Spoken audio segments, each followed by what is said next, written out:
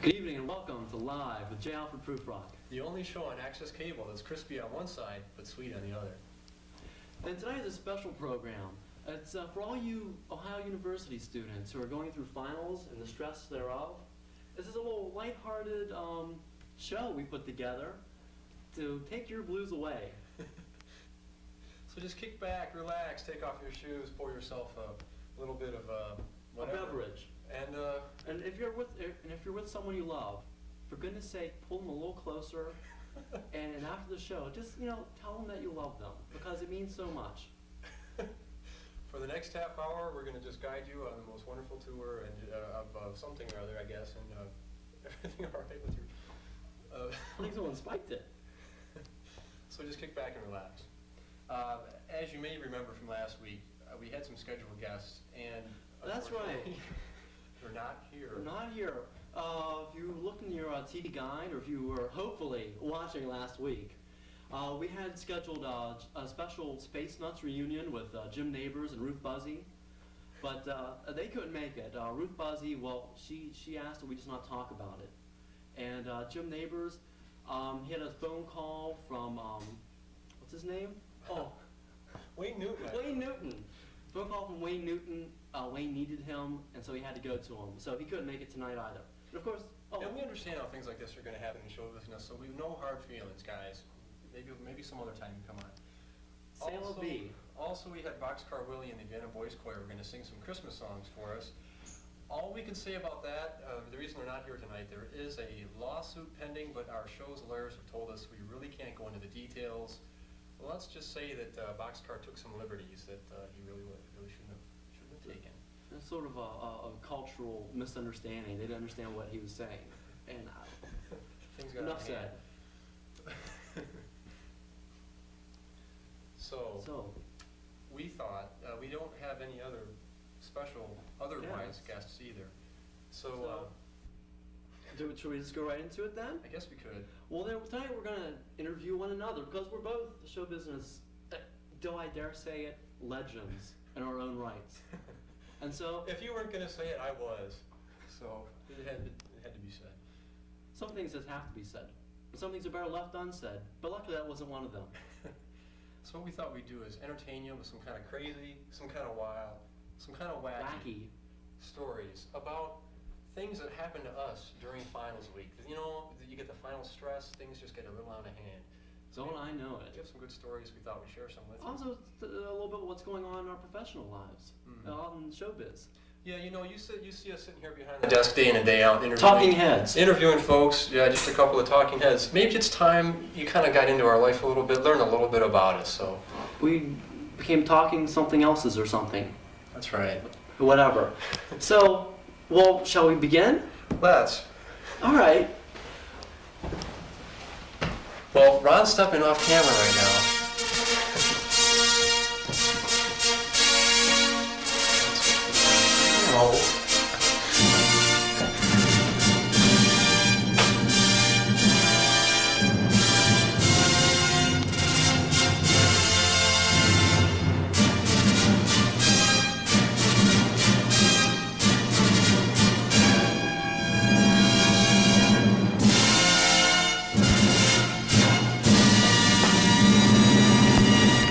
Ladies and gentlemen, a warm round of applause for one of Live with J. Alfred Prufrock's continuing guest hosts, Mr. Ronald Hazen.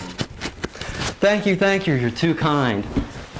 So Ron, why don't you tell me a little bit about what's been going on in your life lately? Well, Kevin, first of all, I'd like to say I'm so glad to be here. I'm just tickled pink. And, well, what's going on in my life? Well, I hear you had some fun times this summer. I did. The summer, Kevin, was it was wacky, it was wild, it was fun-filled. My dreams came true, even dreams I didn't know I possessed. Well, for instance, I was played in Shakespeare in the Park. I don't know if you caught that in New York City. I'm sorry to say. I played Iago in Othello. I played Puck in Midsummer Night's Dream, and this is every actor's dream. I played Hamlet in the play of the same name. Is that right? All by Bill Shakespeare. What a summer you had. Well, that's not all. What? You mean there's more to this action-packed summer? But wait, there's more. I sat in with the musical group Faster Pussycat. I don't know if you're familiar with their work. I've heard some of it, but I... One of their drummers had a little, well, shall we say, legal problems. And so I was their drummer on tour for a good part of the summer. It was a great time. Is that right? Lots of babes. Sure. Probably a lot more babes than you saw in Hamlet, I guess. Huh? Well, you don't get the stage groupies, but they're quite the same. Well, you know, Ophelia, she's a little fun after the play, but let's not go into that. Oh, and of course I had a one-man show at the Guggenheim. It was great. They loved me. It was written up in the New Yorker. They raved about it. It was they just loved it. And what was the show exactly? I think. Well, I don't know if I talk about this. They were a series of nude self-portraits, and I called them Fantasia. I think a lot of people would call them that. Yeah, it's Opus number 19. Amazing. Was a big favorite. That's great. You know, I've been thinking about taking up painting. This was just a hobby of yours too, wasn't it? It was a little hobby, a little sideline. I thought maybe, you know, I owed it to myself to take it a little more seriously, develop my talents, where they may lay and where they may go, and you know, make a little something of myself, as far as the artiste in me calls for.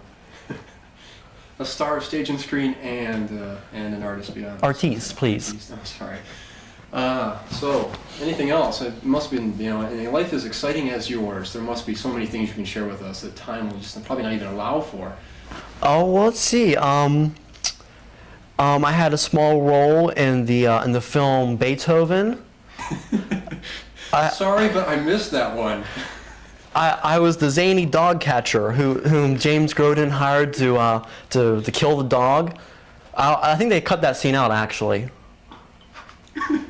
The kids would have frightened the children, I think. I think so. I was wearing a lot of fright makeup in that scene. The gun and the blood. The R rating just wasn't what they were looking for, so they cut that scene out. The crazed dog catcher. Now, it was the pinnacle of my career. How did you prepare for this role? Because I know this was a particularly taxing role for you. You know, I'm a dog lover at heart, and who isn't? And so it's a little frightening. I'm a sort of a method actor, as you know, Kevin. Yeah, I know. And so I bought a series of stuffed dogs, and, well, I shot them. I don't recommend people do that, of course, because, you know, stuffed dogs need love as much as anyone else. The neighbors probably got a little suspicious also, right? Well, you know, dragging the stuffing in the backyard and burying it, they wondered what was going on. Yeah, there's been a lot of gunshot. The old Johnson place, old Hazen's carrying some bags and burying them in his backyard. Hey, we're not taking calls yet, are we? Well, no, I guess would you like to take a call? Well, if it's a call for me, go ahead. Let's take it. There's a call for Ron. Hello, you're live on the air with Alfred Prufrock. Do you have a question for Mr. Ronald Hazen, host of the show? And guest star. Well, maybe not. I guess not. But thank you for your call. My fans mean so much to me. I love each and every one of you, but don't, like, stalk my house or anything, okay? So what about crazy finals things? There must have been some kind of crazy, mixed up, wacky thing you got involved in during finals week to relieve that stress. Well, let's see. Let me run through the mental cinema. Well, you were telling me something about dorm furniture, weren't you? Oh, yeah. I believe I was. The one time... Oh, wait, there's a call. Well, let's let the fans... Well, we'll get to my story in a moment, because the fans... Which camera am I on? This one? Hello? Who dis? This is the Jail for Prufrock show. You're live on the air. Okay, who's that dude in the chair? Well, that's the guest host of the Jail for Prufrock show. Tonight he's a special guest because Nabors and Ruth Buzzi didn't show up. What is this about? Well, we're talking about... It's about 30 minutes too long. Well, no, I'm sorry. Go ahead, Kevin. We're talking about kind of crazy things you do during finals week. You got any good stories? Any kind of really weird thing you did during stress? Very good question, but no, I can't say that I do. Well, thanks for calling. No, don't hang up. You fucking prick. All right. So, you were telling us about the dorm furniture. Well, there was one time I was just so stressed with the finals. I had a couch in my room, and so... Was this your couch, or was this something you appropriated from the lounge? Well, maybe we shouldn't go into that. There's a lawsuit pending on A that. lawsuit pending. And so I went down the hall and I borrowed a screwdriver and a wrench from my neighbors, and I proceeded to dismantle the couch. Because I had no further use for it. And you didn't have any studying to do or anything weird like that. Heavens, no. So I dismantled the couch, and I took a knife and shredded apart the cushions, and I threw the couch pieces out a third-story window. Luckily, no one was hurt. Great. And of course, there was a time. Well, speaking of lounge furniture, Kevin, that reminds me of another little humorous story. Maybe it's not that humorous, but it was humorous at the time. At my school, there was at the student lounge, in the upstairs section, they had like a big meeting area, and they had these stack 'em, rack 'em up chairs, these big metal chairs. I decided, hey, wouldn't it be crazy and fun to steal one and take it back across campus to my room? Now, You know what would happen if everyone thought that? we'd have no chairs in our lounge. Okay, go ahead. Is this an ethics class? Anyway, so I walked across campus, and it was a good distance. And I went upstairs, make sure no one was around, took one of the chairs, walked across campus, dodging the security guards, and there were a couple. I saw a couple. And hiding in the bushes, waiting until they walked by, you know, sniggering, giggling like a schoolgirl because I was just having so much fun. And so I had to walk down a big hill to get back to my dorm. And what should happen but a car should drive by at that very moment and get me in its headlights. What'd you do? Well, I sat the chair down, and I just sat in it, crossed my legs much like this, and acted like nothing was happening.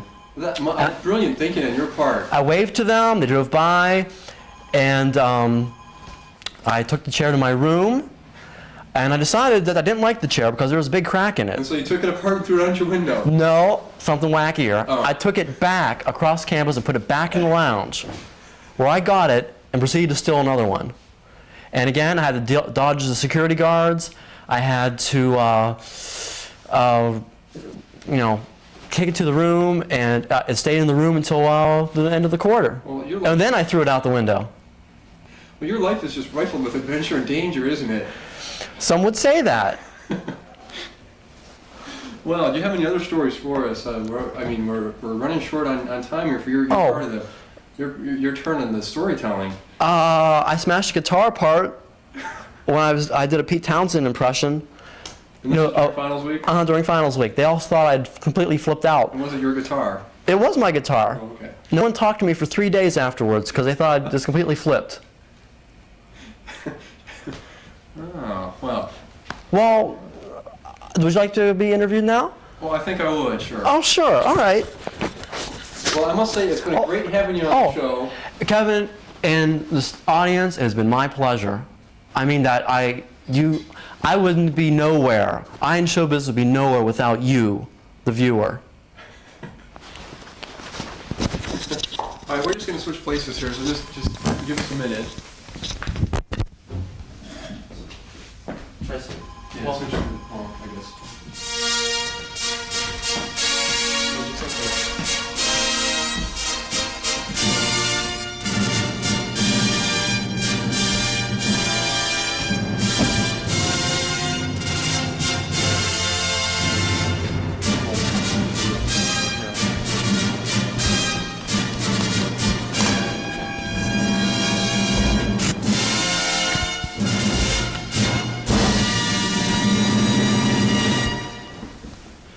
Good evening, and welcome. Tonight we have a special guest. Our guest tonight is the celebrated Kevin Kurkowski. Let's have a big hand for him. Well, ladies and gentlemen.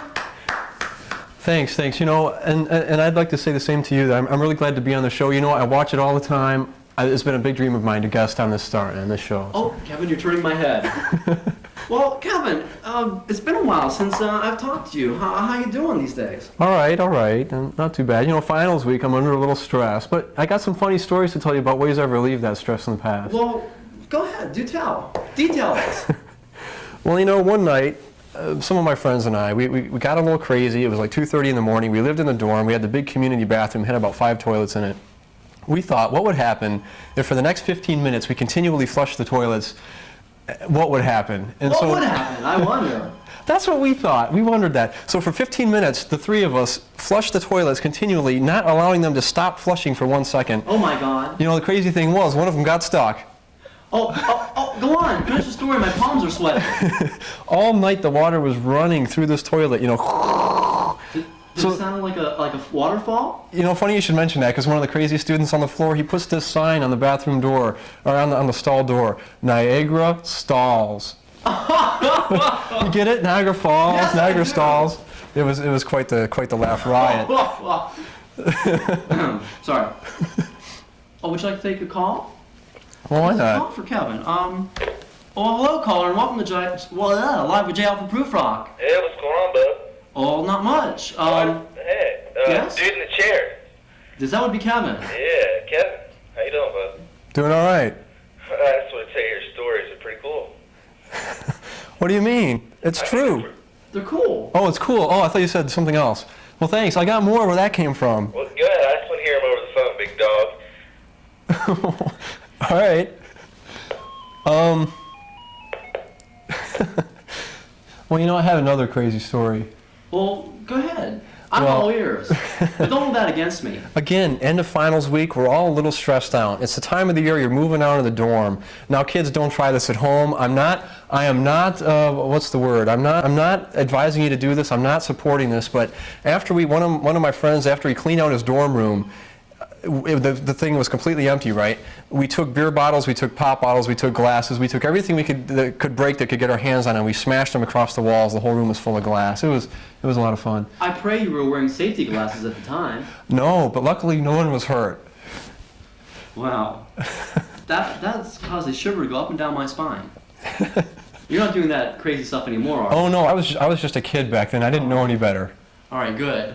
Do you have another story? I might, but I don't remember. Maybe it has something to do with somebody named Ricardo? Well, I don't really like that We were story. talking about, you don't like that story. How about the apple? The apple- apple story. the apple Tell story. The apple story, won't you? There's these giant slingshots. Maybe you've heard about them. They're called like wopulators, I guess. Takes 3 people to run it. 2 people have to hold each side. It's a big elastic band. The third guy. Again, finals week, we're all a little stressed out. We decided to see what would happen if we sent an apple flying down the room at about 50 miles an hour into a wooden door. The apple smash through the door. I mean, an apple right through a wooden door. Through the door.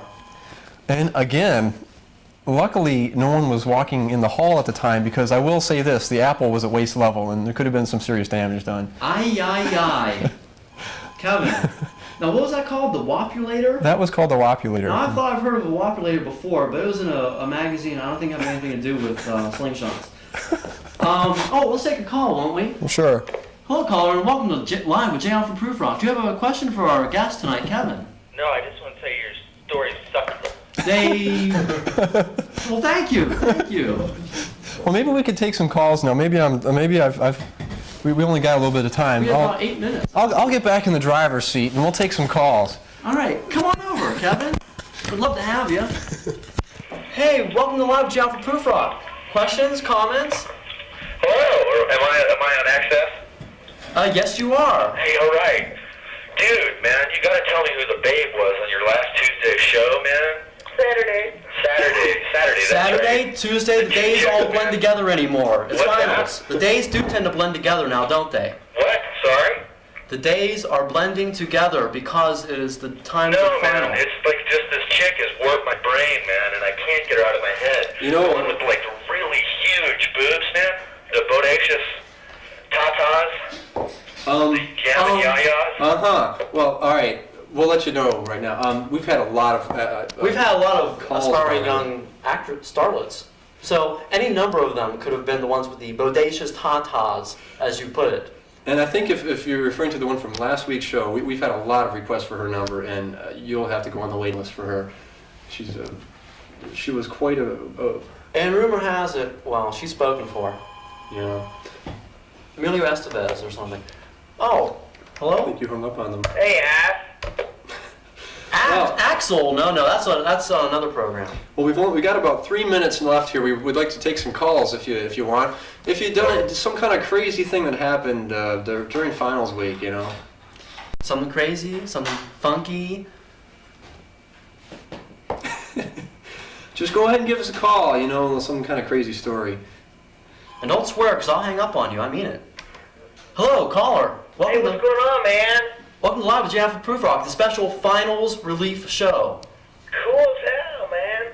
Like, I'm not taking any files. I'm already dropped out, man. Oh, Well, maybe you have some stories from before. Oh, yeah, I got a heck of a story, man. Listen to this guy. Is that his long perm or ugly for the guy on the right? well. A what? He was wanting to know, Ron, if you're wearing, is that a salon perm or an Ogilvy perm you've got? It's Jerry Curl. Thank you very much, sir. You know, Ron's pretty sensitive about his hair. He spends a couple hours before we come on the show here preparing to get it just right for you folks at home. I'm glad. I think it's a good thing somebody asked because I know how important that is to you. Hello, caller. Welcome to Live with Alfred Prufrock. Yeah, I just want to tell you a story about me fucking your mom. Well, fuck. We want any stories about your mom, sir. Those things give me the willies. Well, maybe we should talk about. No more calls. If you call again, we just won't take the call because we don't have time for it. You liar. Well, no. Okay, no more calls. We're running out of time. We got about 5 minutes left, and so. And so I'd like to say that we'll be off for a month's hiatus. We're working on a special project during the month. A movie should be out in June, summertime. Do you want to say the title? Well, I think you can. It's another sequel. It's Home Alone 3, Trapped in a Turkish Prison. Macaulay learns a couple things about life he just really never knew before. And Ron and I are going to be guest starring in the movie. We've got special parts, so we're going to be off for the next month. So if you try to tune in, you're not going to see us live. And we'll give you a little rundown of the story. Also starring in the film will be Corey Feldman. He'll be playing himself. Now, this is an integral part in the movie. You see, Macaulay, he and his parents, they go on a vacation to Turkey. That's the whole vacation motif, you know, like the Home Alone thing is based on. They go to Turkey. And tell them what happens. There's a crazy, wacky little switcheroo of the suitcases. A zany case of mistaken identities, a suitcase mix-up beyond belief. Between the suitcases of Corey Feldman and Macaulay, whatever his last name is. Macaulay Culkin. Yeah, whatever. And so Macaulay gets busted for cocaine possession in Turkey. See, it was Corey Feldman's suitcase that had the cocaine in it. But the customs official doesn't realize this. And by the way, I'm playing the zany, mixed up customs official.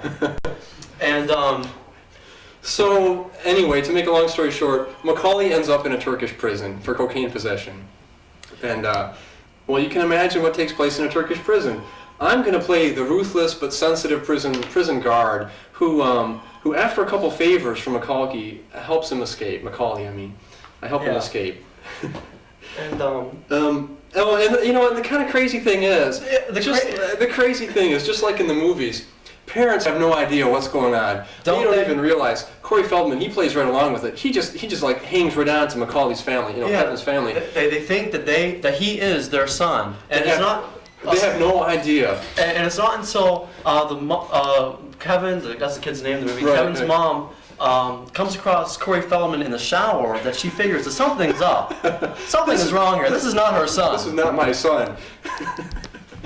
So at that point, you know, the family steps in, and through the family's efforts, my efforts as the prison guard, and then the crazy zany custom official, he finally catches the mix-up. He comes across Macaulay's suitcase and realizes he's made a big mistake. A whopper of a mistake, if you know what I mean. And he is so sorry.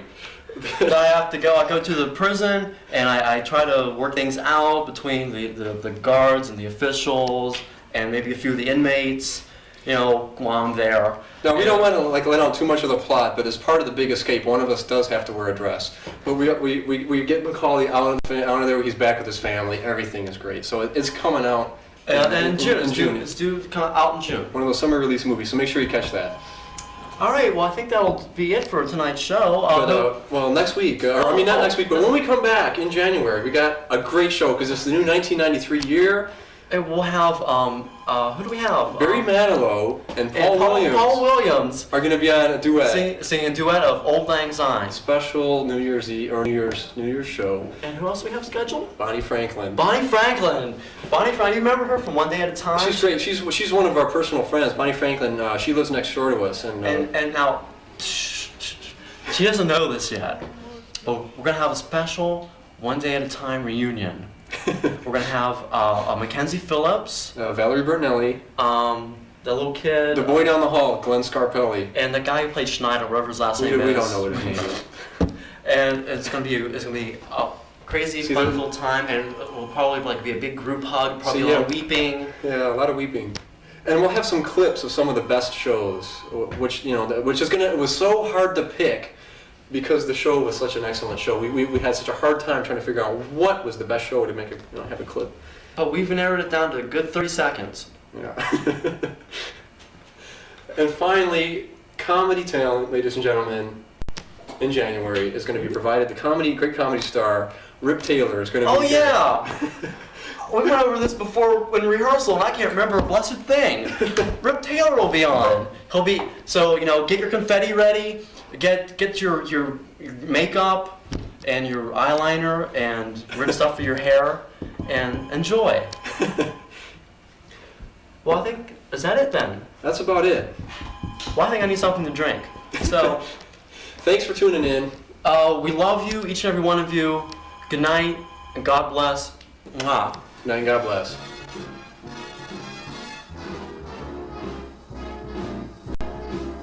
How lucky can one guy be? I kissed her and she kissed me. Like the fella once said, ain't that a kick in the head? The room was completely black. I hugged her and she hugged back. Tell me quick, ain't love a kick in the head?